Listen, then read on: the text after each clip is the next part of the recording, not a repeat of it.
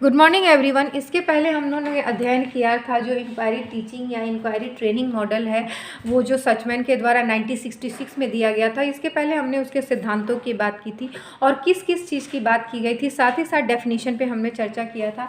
आज हम ये जानेंगे कि जो इंक्वायरी टीचिंग मॉडल है उसके मेन फैक्टर या प्रमुख तत्व कौन कौन से हैं। तो प्रमुख तत्व में पहला हम देखते हैं, पहले उद्देश्य की बात करते हैं।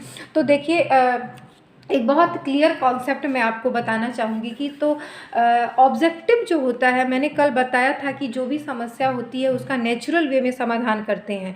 मतलब कि बच्चे जो होते हैं समस्या का समाधान करते हुए कुछ ऐसे इफ़ेक्ट पे आ जाते हैं जो उनको मोटिवेट करता है। तो मोटिवेशन को इन्होंने बहुत बल दिया था। सचमैन ने एक डेफिनीशन भी इसका दिया था और उस डेफिनीशन में इन्होंने बताया था कि इस प्रतिमान का उद्देश्य अन्वेषण तथा आंकड़ों के संज्ञान के संज्ञानात्मक कौशल, तर्क तथा कारण विश्लेषण का बोध कराता है और साथ ही साथ विश्लेषण से जो नवीन ज्ञान प्रदान होती है वो हमारे लिए मोटिवेशन का काम करती है। तो कुछ फैक्ट मैं आपको यहाँ बताना चाहूँगी जो सचमैन ने बोला था।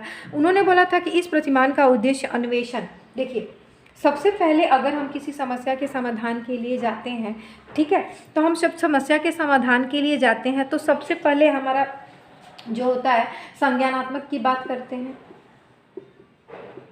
अगर हम संज्ञानात्मक की बात करेंगे, ठीक है, तब हम खोज करते हैं, ठीक है।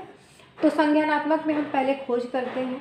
जब हम खोज करते हैं या अन्वेषण की प्रक्रिया करते हैं, तो अन्वेषण की प्रक्रिया में करते हैं ये जो संज्ञानात्मक और खोज जो होता है दोनों मिल जाता है, तो कहीं ना कहीं हमारा तर्क विश्लेषण शामिल होता है, ठीक है। और जब हमारा तर्क विश्लेषण शामिल होगा, जब हम किसी भी प्रक्रिया में तर्क विश्लेषण को शामिल करते हैं, जो हम तर्क विश्लेषण को शामिल करते हैं, तो कहीं ना कहीं जब हमने तर्क विश्लेषण को शामिल कर लिया है तो हम नवीन ज्ञान की प्राप्ति करते हैं। नवीन ज्ञान मिला, और जब हमको नवीन ज्ञान मिल जाती है तो कहीं ना कहीं हम मोटिवेट होते हैं या हमें प्रेरणा मिलती है, अभिप्रेरणा मिलती है। तो ये चीज़ आप समझ रहे हैं किस चीज़ की बात हो रही है। सबसे पहले जब भी हम आप कोई मैथ्स बनाना शुरू करते हैं तो आपको मैंने मैथ्स बताया क्लास में, ठीक है, तो मैंने बता दिया तो आपने क्या किया, एक कॉग्निटिव डेवलपमेंट लिया और उसको बना लिया, ठीक है, अपना ब्रेन का यूज़ किया और आपने बना लिया। हो सकता है मैथ्स बन गया तो आप थोड़े बहुत मोटिवेट हुए होंगे, लेकिन वही मैथ जब आप खुद से बनाते हैं और आपसे खुद से मैथ बन जाता है तो आप क्या करते हैं, ज़्यादा मोटिवेट होते हैं। तो यहाँ उसी की बात हो रही है कि अगर हम संज्ञानात्मक कौशल की बात, अगर हम किसी चीज़ को सोचना शुरू करते हैं और जब हम खोज करते हैं और खोज के साथ हम तर्क विश्लेषण पे आते हैं, तर्क विश्लेषण के साथ अगर हमें नवीन ज्ञान की प्राप्ति हो जाती है तो ये नवीन ज्ञान हमें मोटिवेशन, अभिप्रेरणा देती है ज़्यादा से ज़्यादा सीखने के लिए। तो सचमैन का यही कहना था इंक्वायरी टीचिंग मॉडल के बारे में कि इसका मेन उद्देश्य होता है जब हम अपनी खोज प्रक्रिया करते हुए तर्क विश्लेषण के द्वारा नवीन ज्ञान की प्राप्ति करते हैं तो हम सीखने के लिए और क्या होते हैं, और अभिप्रेरित हो जाते हैं। तो आई थिंक आपको ये जो ऑब्जेक्टिव है या उद्देश्य है वो समझ में आ गया होगा। उसके बाद हम संरचना की बात करते हैं। तो संरचना जो होती है शिक्षण प्रतिमान की इंक्वायरी टीचिंग मॉडल में 3 तरह के सोपान हैं। पहला है समस्या का सामना। देखिए ये समस्या का सामना हम अच्छी तरह समझते हैं। इस चरण में छात्रों के समक्ष किसी भी प्रस्तुत किया जाता है जो भी समस्या होता है वो एक चुनौती के रूप में होती है। तो हम समस्या का सामना एक चुनौती के रूप में करते हैं, ठीक है। और जब तक हम बोलते हैं ना कि आपके पास कोई प्रॉब्लम आ जाती है तो अगर मम्मी पापा कुछ सही कर देते हैं तो आप तुरंत रिलैक्स होकर कर लेते हो, लेकिन आपके पास एक बहुत बड़ी समस्या है और कोई सॉर्ट आउट करने के लिए आपके आसपास नहीं है तो आप तनाव की स्थिति में आते हो ना। तो तनाव और चुनौती दोनों आपके साथ आती है और उस तनाव चुनौती से लड़ते हुए आप समस्या का समाधान करते हो। वही इंक्वायरी टीचिंग मॉडल की बात करता है कि ऐसी समस्या जो चुनौती के रूप में आए और जो हमें तनाव दे, तो हम तनाव से निकलने का रास्ता जो ढूंढते हैं यही आपका हो जाएगा, ठीक है। उसके बाद तथ्यों का संग्रह करते हैं। जो भी आप चुनौती मिला है तो उससे आपको निकलना कैसा है, तो आप सोचती हैं ये रास्ता अपनाएंगे तो हम जल्दी इस समस्या से निकल जाएंगे, ये रास्ता अपनाएंगे तो जल्दी इस समस्या से निकल जाएंगे। तो ये सारी चीज़ें हो जाएगी तथ्यों का संग्रह। उसके बाद नीति निर्माण की बात करते हैं।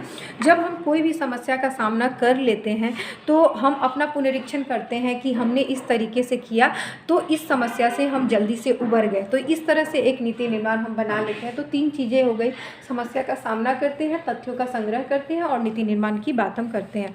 उसके बाद हम चलते हैं प्रिंसिपल ऑफ रिएक्शन की बात करते हैं, जो प्रतिक्रिया तंत्र की बात करता है। इसमें छात्रों के सम्मुख समस्या दूर करने हेतु परिस्थितियाँ प्रस्तुत करनी चाहिए और उनकी तार्किक तथा जिज्ञासा विज्ञान एवं स्वयं निर्णय लेने की क्षमता का विकास करने आता है। छात्रों में हमें स्वयं निर्णय लेने की क्षमता का ज़्यादा से ज़्यादा विकास करनी चाहिए। उन्हें जो होती हैं सूचनाएं उपलब्ध करानी चाहिए, जिससे ज़्यादा से ज़्यादा रिएक्शन हम ले सकें। यानी एज अ टीचर आप उनके सामने इस तरह से परिस्थिति उत्पन्न करोगे कि बच्चे ज़्यादा से ज़्यादा क्वेश्चन करें और ज़्यादा से ज़्यादा क्लास में इंटरेक्शन हो, रिएक्शन हो। तो that is called principle of reaction. I think ये भी आपको समझ में आ गया होगा। देन हम बात करते हैं सोशल सिस्टम की। सोशल सिस्टम की बात करते हैं तो मैं और आप, मतलब कि टीचर और स्टूडेंट के बीच जो रिलेशन होता है या जो वातावरण होता है, इन्वायरमेंट होता है, तो वो सारी चीज़ें मिलकर सोशल सिस्टम का बात करती है।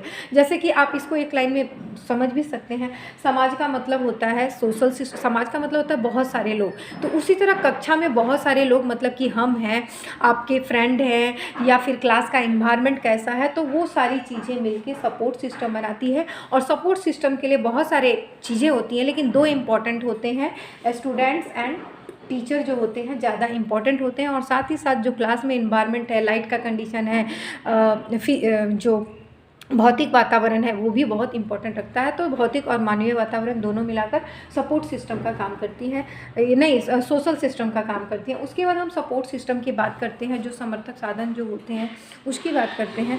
तो इसमें जो होता है, जो भी आप प्रोवाइड कर रहे हो बच्चों को, जैसे कि आप पुस्तकें दे रहे हो, आप चार्ट मॉडल दे रहे हैं, यहाँ पर आपके सामने बोर्ड है, ये आपके पास क्या बोलते हैं इसको, मार्कर है। तो ये सारी चीज़ें जो होती हैं सपोर्ट सिस्टम होती हैं।